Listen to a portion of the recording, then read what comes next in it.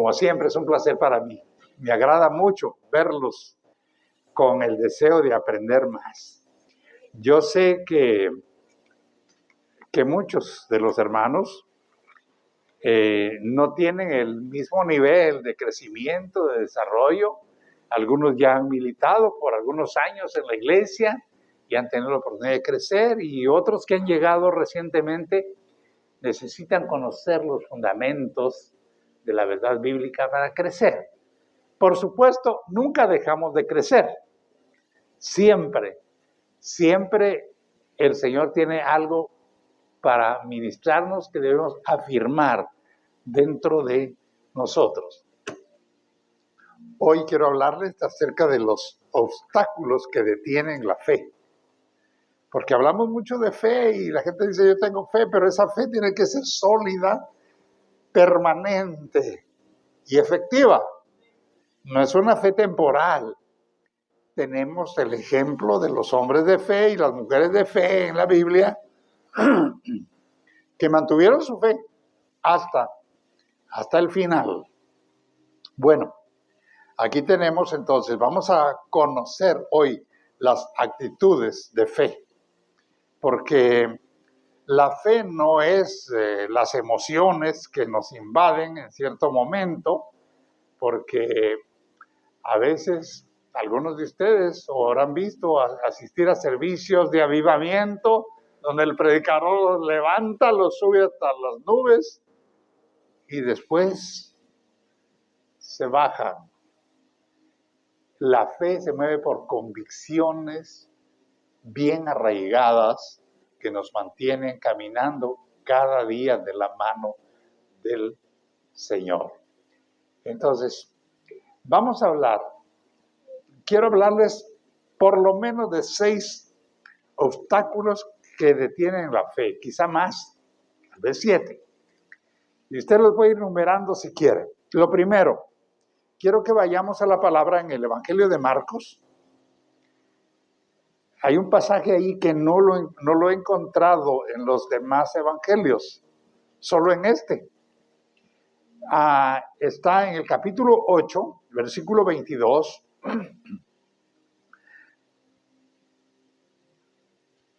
El Evangelio de Marcos, están en este orden, en el Nuevo Testamento: Mateo, Marcos, Lucas. Mateo, Marcos es el segundo. Bien, dice el capítulo 8, verso 22. Vino luego a Betsaida y le trajeron un ciego y le rogaron que lo tocase. Entonces, tomando la mano del ciego, le sacó fuera de la aldea y, escupiendo en sus ojos, le puso la mano encima y le preguntó si veía algo. Él, mirando, dijo: veo los hombres como árboles, pero los veo que andan. Luego le puso otra vez las manos sobre los ojos y le hizo que mirase. Y fue restablecido y vio de lejos claramente a todos. Quiero enfatizar esto. Y vio claramente a todos. Dejemos allí la lectura. Entonces vamos a hablar primero, el primer obstáculo que tenemos para que nos detiene en la fe es la falta de visión. Pero en nuestro tiempo, cuando se habla de visión, a veces se habla de fantasías. Yo tengo la visión. Y incluso hay quienes profetizan haber visto visiones. No, aquí a lo que se refiere es tener una visión clara de cómo son las cosas. ¿Qué pasó con este hombre? Pues él no tenía una visión clara. Era ciego. Jesús le escupió y le puso la mano. Y le dijo: ¿qué miras? Pues miro borroso. Miro bultos. No sé si son hombres o son árboles, pero se mueven. No tenía una visión clara de lo que estaba enfrente. Entonces Jesús le volvió a poner la mano. Y ahora, ahora sí miro. Ahora sí miro las cosas como son, miro a las personas con su forma que tienen. Bueno, les estoy hablando aquí de visión, porque cuando Cristo llega a nuestra vida y toca nuestro ser, nos hace ver las cosas como son. El mundo nos presenta las cosas como no son. Y de eso ustedes saben que hay mucho en el mundo. Te presentan un cuadro errado, equivocado, mentiroso de lo que supuestamente es, pero que bíblicamente no es. Entonces, cuando Jesús llega a nuestra vida, toca nuestros ojos espirituales, entonces nos permite ver las cosas como son. ¿Me va siguiendo, verdad? Bueno, entonces, como creyentes en Cristo Jesús, no debemos de ver las cosas confusas. No. Todo tiene formas diferentes y cosas diferentes. ¿Por qué? Porque muchas veces aún en la iglesia estamos como aquel medio ciego, viendo cosas como no son o con lo que parecen. Entonces aquel ciego necesitaba un toque de la mano de Jesús. Como ministerio, la visión de nosotros tiene que ser una visión que nos permita ver lo que el Señor dice en su palabra y no darle interpretaciones antojadas o distorsionadas. Por eso es que el Señor abre nuestro entendimiento, nuestros ojos espirituales. Necesitamos entonces un toque de Jesús. Ahora, aquel hombre necesitaba, era un testimonio del poder de Dios. Nosotros tenemos que ser un testimonio del poder de Dios.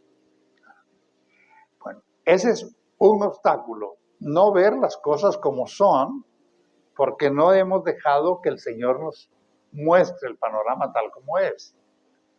Segundo obstáculo es tener metas mal enfocadas. ¿Hacia dónde vas? ¿Vas al norte? No mires al sur. Las metas tienen que estar bien enfocadas. Muchas veces nos entretenemos en cosas que nos desvían del propósito de Dios. Y ahí divagamos, entreteniéndonos. Mire, como por ejemplo, lo que pasa en el diario vivir. Muchas veces usted se levanta diciendo, este día voy a hacer tal cosa. Y luego, ¿qué pasa? Que luego ladró el perro, que luego se le quemó el agua, que luego tocaron la puerta. Bueno, se fue entreteniendo. Y cuando llega al final del día, dice, ay, no hice lo que tenía que hacer. Porque se desenfocó del propósito y dejó que las pequeñas cosas lo distrajeran. Entonces, cuando nuestras metas no están enfocadas con el propósito de Dios, nos vamos a distraer en un montón de cosas. Y quiero decirle que a la iglesia venimos a crecer, no a entretenernos, ¿verdad? Bueno, entonces, no se trata entonces de decir estoy muy ocupado, sino de tener el rumbo correcto. Una cosa es estar ocupado. Hay gente que busca estar ocupada todo el tiempo y luego justificar que no hizo tal cosa porque no tuvo tiempo. Y cuando hablamos de tiempo, yo quiero decirles que el mismo tiempo tenemos todos. Yo acabo de mandar a imprimir este libro que ustedes saben y siempre decía, pues es que el tiempo, ya lo empecé, pero no tengo tiempo de terminarlo. No, un día dije, ¿por qué no voy a tener el tiempo? Si tengo que robarle una hora al sueño, si tengo que levantarme una hora antes, si tengo... Y lo terminé. Bueno, no soy el ejemplo, solo les estoy diciendo que tenemos que mantener el enfoque sobre aquello que queremos hacer sin dejar que los distractores nos mantengan como bomberos apagando fueguitos por aquí y por allá. Mire, ¿qué pasa cuando nos enfocamos en las cosas que Dios no quiere que tengamos? La Biblia nos muestra muchos ejemplos de grandes hombres de Dios. De Abraham se dice que es el padre de la fe. Sin embargo, cuando vino el hambre en la tierra que habitaba y vio la necesidad, se afligió. Dios le había prometido esa tierra y el Dios que le había prometido la tierra, juntamente con eso tenía la provisión y todo el cuidado. Pero él se enfocó en el hambre, no en Dios.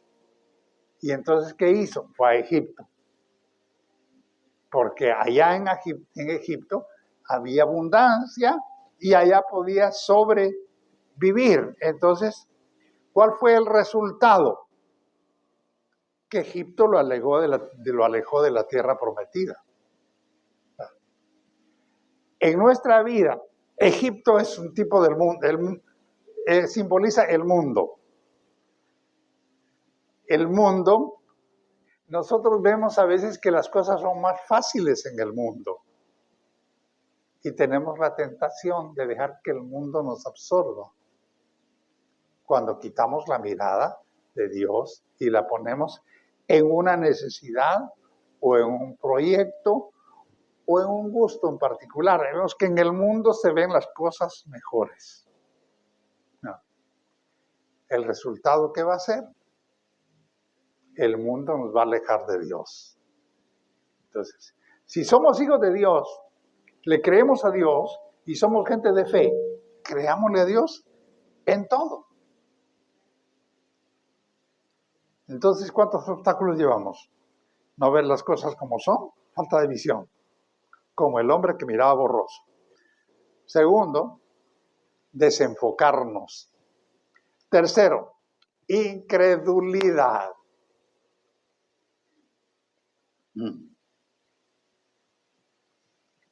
¿Sabe qué es incredulidad? Es atribuirle a Dios la incapacidad de hacer milagros.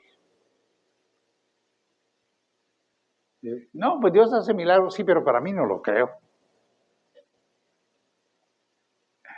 Si Dios hace milagros para la gente cuando la gente lo necesita, la gente que le cree, ¿por qué no le voy a creer que Dios puede hacer un milagro para mí?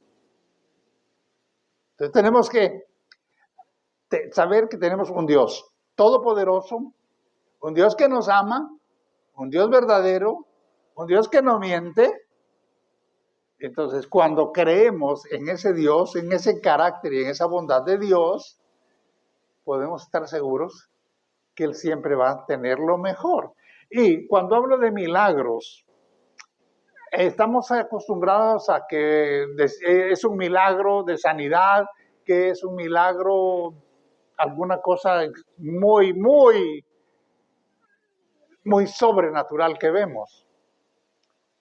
Pero los cambios de vida que Dios hace en el corazón humano son un milagro también. Y en muchos de nosotros Dios ha hecho ese milagro. Es un milagro que los lazos de un vicio se rompan. Es un milagro que las familias se restauren. Es un milagro que tengamos provisión continua mientras el mundo tiene otras carencias. Entonces, la incredulidad. La incredulidad nos lleva al temor. Y cuando tenemos temor, el temor nos impide decidir riesgos. ¿Por qué? Porque un riesgo no te garantiza, no es nada garantizado. Muchas veces cuando la gente está insegura hay que correr el riesgo de tal cosa. O no, yo no corro riesgos. La fe nos lleva a correr riesgos pensando en la bondad, en el amor y el cuidado de Dios. Para Abraham, cuando salió de Ur de los Caldeos a la tierra que Dios le iba a mostrar, pues era un riesgo, no sabía qué iba a encontrar. Entonces tenemos que estar dispuestos a creerle a Dios y correr los riesgos que Dios nos dé a correr. Llevamos 3 obstáculos. ¿Va tomando nota de ellos? Un cuarto obstáculo es asociaciones inadecuadas. Cuando nos juntamos con gente que debilita nuestra fe o que es incrédula, nuestra visión se detiene, nuestros propósitos se detienen. Oiga, y usted me va a decir, bueno, eso pasa en el mundo. No, fíjese que no, pasa entre los creyentes. Sí. Entre de creyente a creyente, de hermano a hermano. Le voy a narrar el caso del apóstol Pedro. Bueno, dice Pedro, el gran apóstol, a quien Dios le dijo, apacienta a mis hermanos, a quien le dijo, esto que sabes no te lo reveló carne ni sangre, sino mi Padre, el gran apóstol Pedro. Pero Pedro era judío. Y las costumbres, las tradiciones y las prácticas judías no habían salido del todo de él. Dice, el apóstol Pablo dice esto en Gálatas 2:11. Dice, pero cuando Pedro vino a Antioquía, le resistí cara a cara, porque era de condenar, pues antes que viniesen algunos de parte de Jacobo, comía con los gentiles, pero después que vinieron se retraía y apartaba, porque tenía miedo de los de la circuncisión. Y en su simulación participaba también los otros judíos, de tal manera que aún Bernabé fue también arrastrado por la hipocresía de ellos. Pedro. Bueno, Pedro hubiera dicho, es que yo no fui llamado a los gentiles. Tú, Pablo, eres llamado a los gentiles, yo no. Pero acuérdese que Dios no hace excepción de personas. Y Dios tuvo que tratar esa debilidad de Pedro. ¿De qué forma la trató? ¿Recuerda usted aquella ocasión en que estaba Pedro en una azotea orando y ayunando? Iba a recibir la visita de un centurión y de unos gentiles, pero él tenía prejuicios, no sabía que iban a llegar. Y cuando estaba en la azotea, entró en un éxtasis y dice que vio bajar un lienzo, no sé, me imagino como una hamaca, y ahí venía toda clase de reptiles y animales que los judíos consideraban inmundos. Y Dios le dijo, mata y come. No, Señor, tú sabes que yo soy judío y que no como cosas inmundas. Y el Señor le dijo, no llames inmundo a lo que yo he limpiado. Espiritualmente, ellos consideraban inmundos a los que no eran judíos, se llamaban gentiles. Y al rato llegan los gentiles a buscar a Pedro. Como dicen en México, le cayó el 20, ¿verdad? Lo entendió. Pero cuando dice que el apóstol Pablo estaba en Antioquía, me imagino que la mayoría eran gentiles, aunque había judíos. Y Pedro estaba allí. Entonces se juntaba solo con los judíos, los de la circuncisión, dice. porque para los judíos el ritual de la circuncisión era una ley. Y entonces para comer lo invitaban los judíos de la circuncisión y los demás pues no. Y cuando Pablo llegó, le dijo, tú eres así, voy a parafrasear, no digo con esas palabras, pero tú eres un hipócrita, porque Dios no te llamó a discriminar a nadie. Pero era tanta la influencia negativa que había arrastrado a otros líderes cristianos, incluyendo a Bernabé, que era otro apóstol colaborador de Pablo. Entonces, lo que le estoy diciendo aquí es que tenemos que seleccionar las personas con quienes nos relacionamos y de qué manera influyen en nosotros.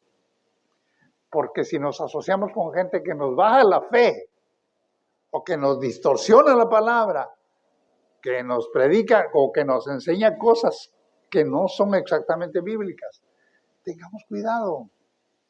Tenemos que ser selectivos.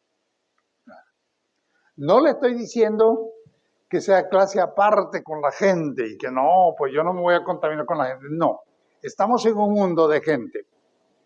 Y usted va a la tienda y usted va a la clínica, usted va y se relaciona con gente y no le está preguntando qué fe tiene esa gente, no sabe. O sea, no se trata de que no me voy a juntar con los que no sean cristianos, no. Se trata de mantener la fe, los principios, en medio de todo.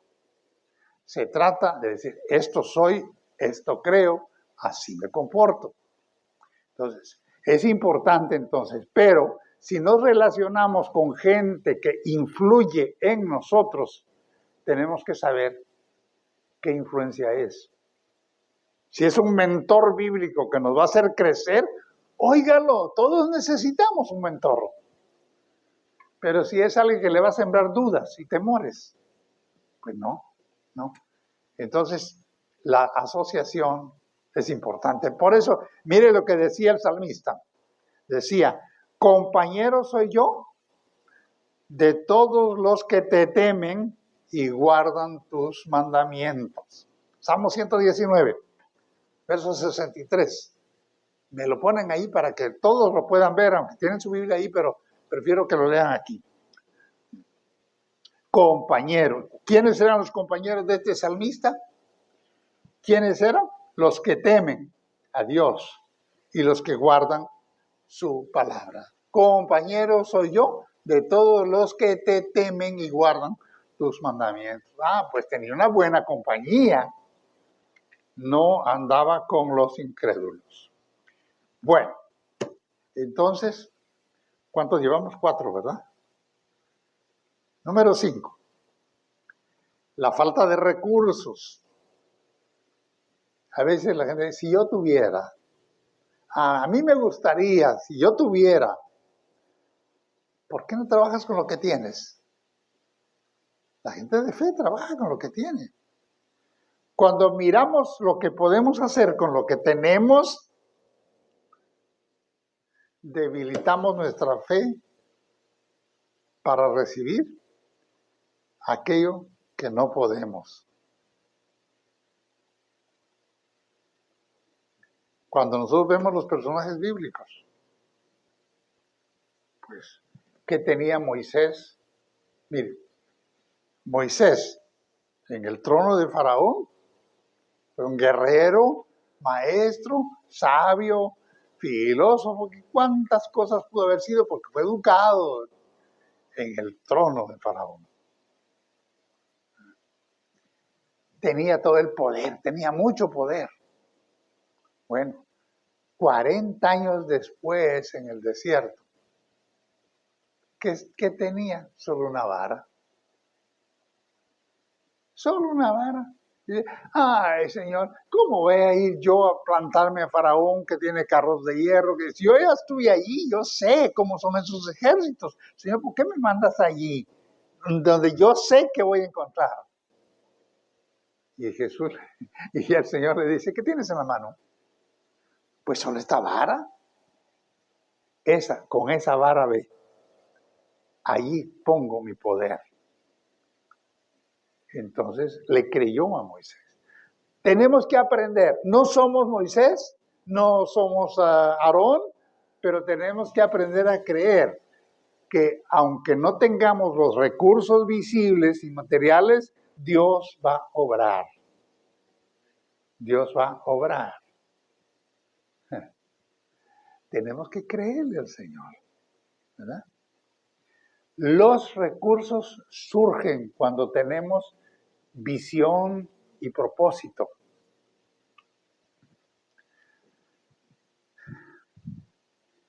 Obstáculo número 6.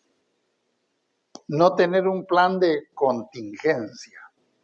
¿Qué es contingencia? Es una eventualidad, es algo que puede pasar, ¿verdad?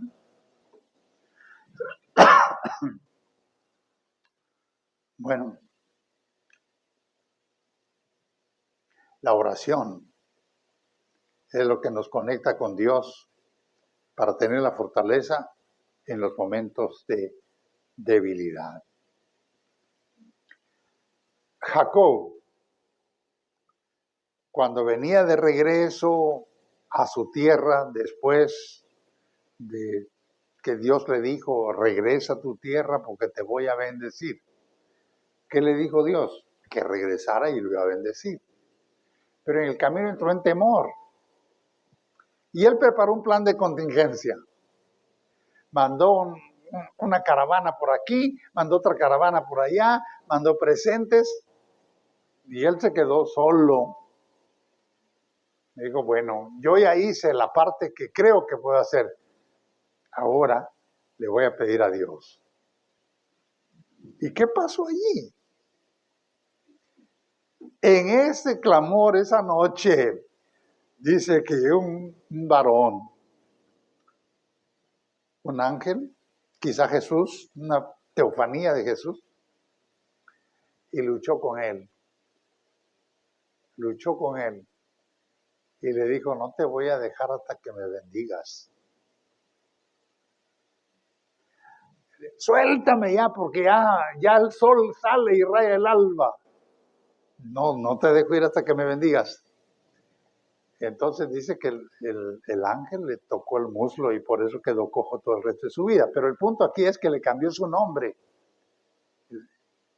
Y Jacob le preguntó, ¿cómo te llamas? No es que el ángel no lo supiera. Lo que quería era identificar el problema que Jacob tenía. Le dijo, mi nombre es Jacob, que significa engañador.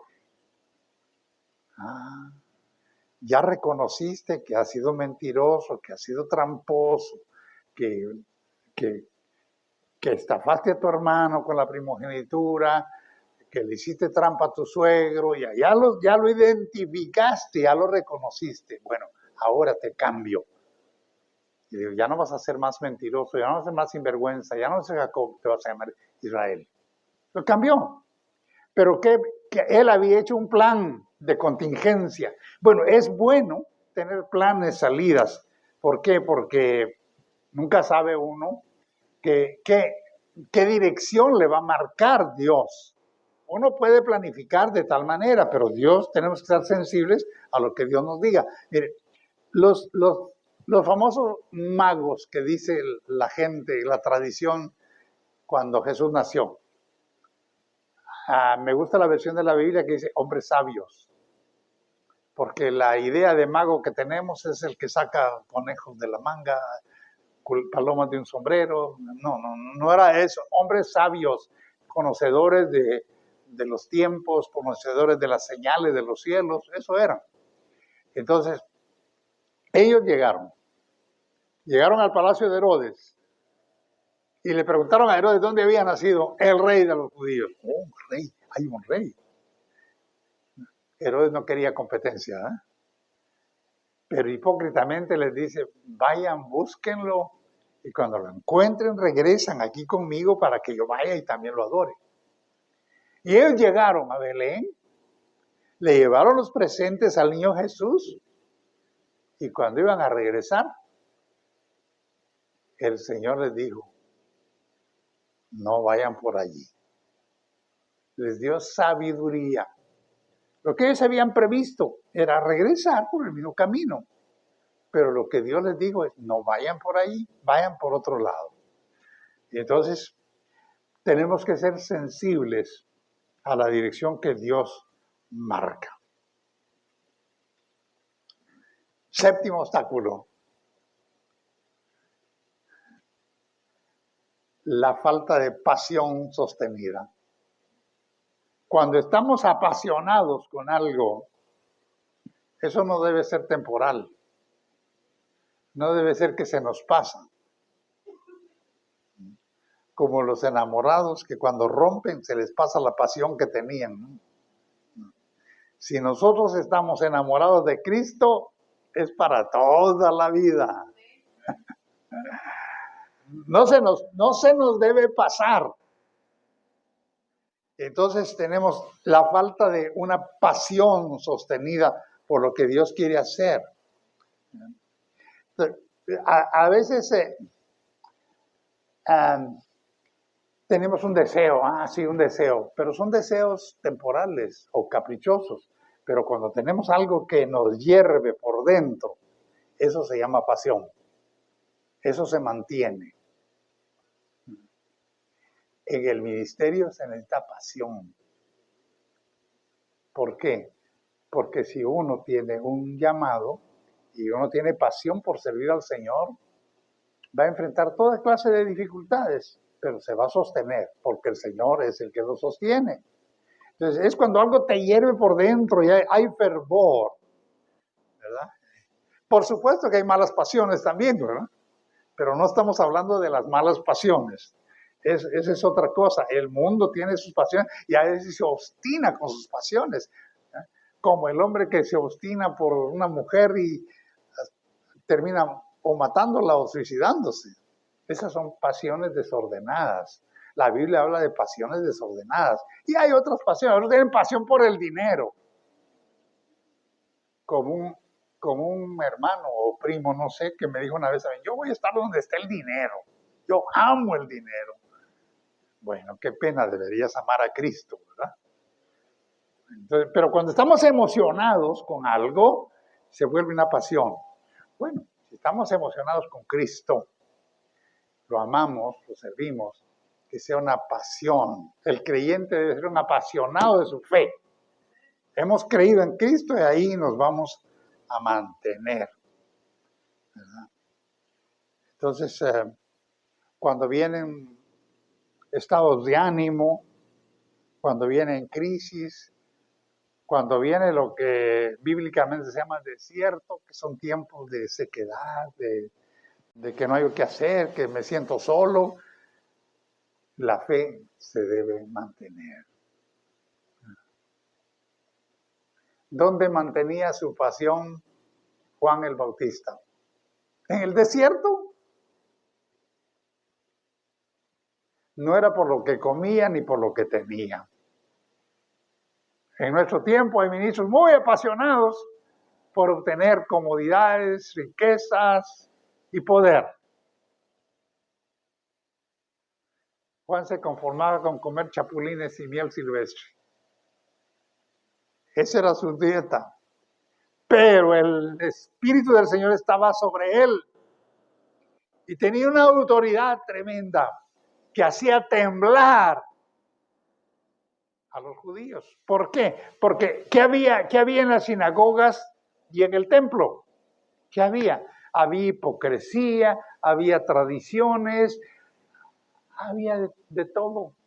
Pero ¿qué había en el hombre que venía del desierto? Una autoridad de parte de Dios porque había superado los momentos de escasez y de soledad con el Señor.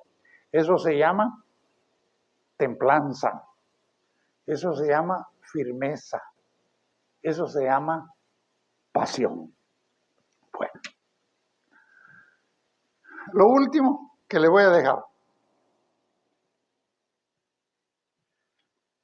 esfuerzo sostenido. No aflojar, mantener la tensión. Eso se llama perseverancia. Dice en Gálatas 6, verso 9, el apóstol Pablo dice, no nos cansemos pues de hacer bien, porque a su tiempo segaremos si no desmayamos. Hay una condicional, es un sí condicional. Si no desmayamos, llega el tiempo de la cosecha, llega el tiempo de ver los resultados, pero ¿qué hay que hacer? Un esfuerzo sostenido, sin cansancio, sin agotamiento. Hay que estar dispuesto a veces a pagar el precio. ¿Qué precio pagamos los cristianos? Nuestra salvación es gratuita, ya Cristo la pagó, pero pagamos el precio de la fidelidad.